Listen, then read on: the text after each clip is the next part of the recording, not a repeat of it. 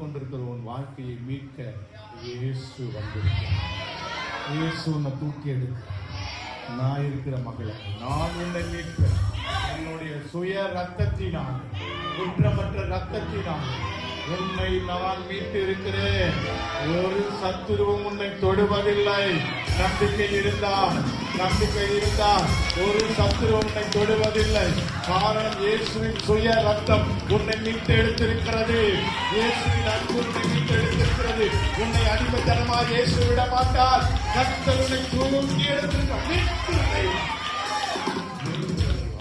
இஸ்ரவேலுக்கு என்னிடத்தில் மீட்பு உண்டு.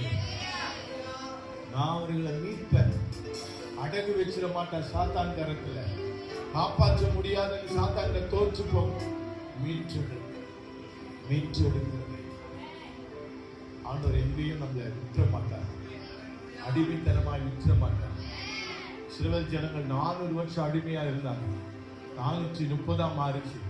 அவங்க அதை பற்றி கவலைப்படலை. வேலை உண்டு, சாப்பாடு உண்டு, தங்கத்துக்கு இடம் உண்டு இருந்தாங்க. அவர்கள் கர்த்தர் சொன்ன வார்த்தை நினைவு கூர்ந்தார்.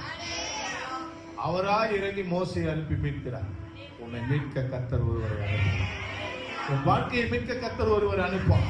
உன்னை மீட்டெடுக்கிற தெய்வம், உன்னை வலுப்படுத்துகிற தெய்வம், உன்னை உறுதியாக மாற்றுவார்.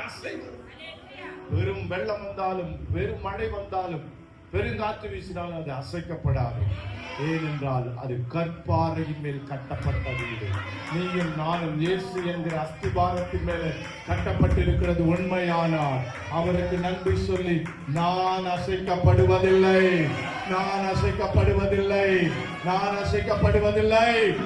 அல்லேலூயா.